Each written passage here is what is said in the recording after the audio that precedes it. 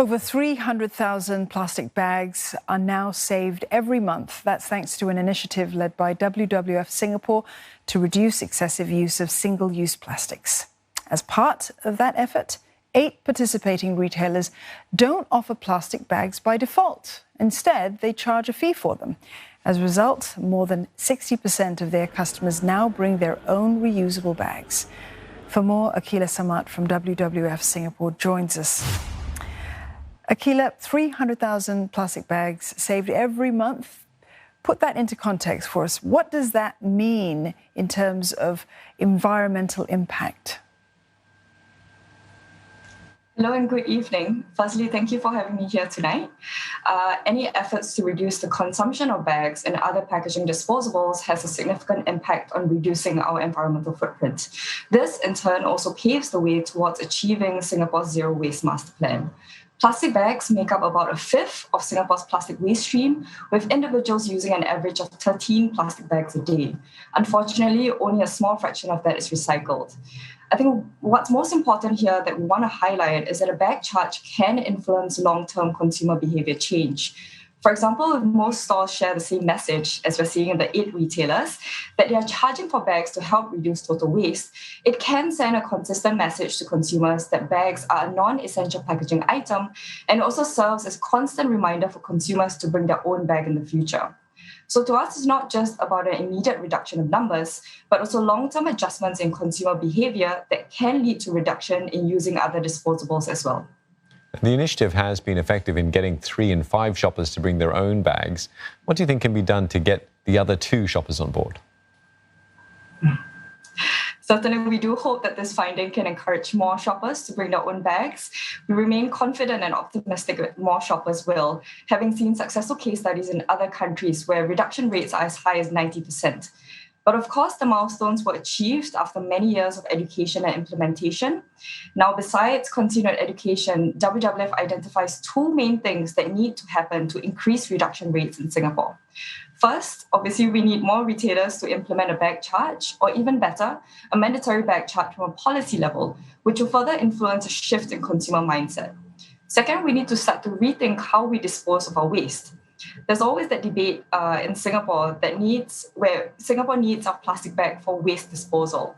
So perhaps we can start looking at how we can reduce the number of bags we need a week. Households can already start to reduce their total general waste by starting to segregate their wet waste from dry waste and then further segregating the recyclables. And alternatively, households can also choose to use old packaging to throw their waste.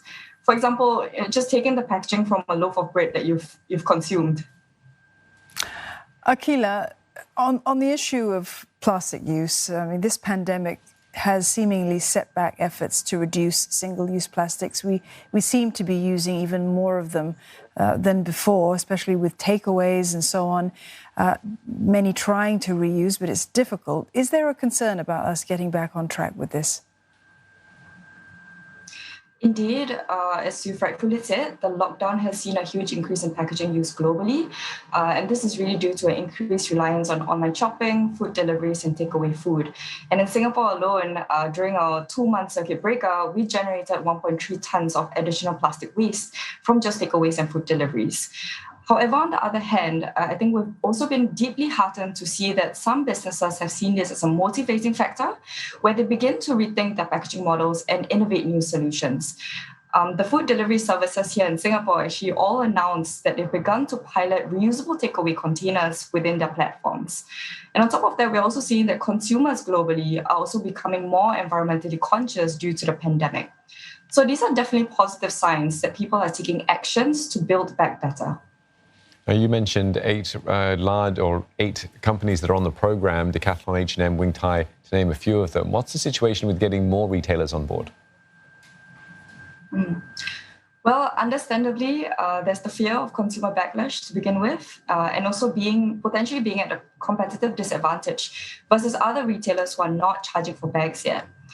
And I think what we'd like to reiterate tonight is that for retailers who are still doubtful, just to mention 2 things. Firstly, the reduction numbers are impactful.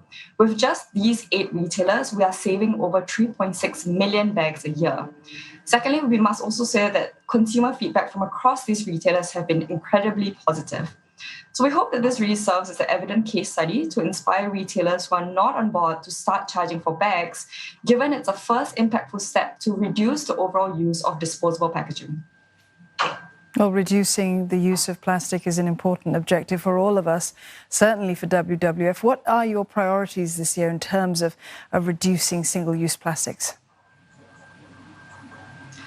So today, WWF is already working with 22 businesses across 5 industries, such as hospitality and the food and beverage sector. We remain positive to continue working with businesses as there are still ample opportunities to progress beyond eliminating unnecessary plastic packaging. We want to continue to engage and support businesses in Singapore to lower the barriers and pave the way towards a circular economy for plastics. In particular, we are also looking forward to working with new industries, such as the e-commerce and the retail sectors, to innovate and pilot new solutions for reusable packaging at scale or to increase overall recycling rates. Thanks for chatting with us this evening, Aqeela. Aqeela Samat, Market Transformation Specialist from WWF Singapore. Thank you.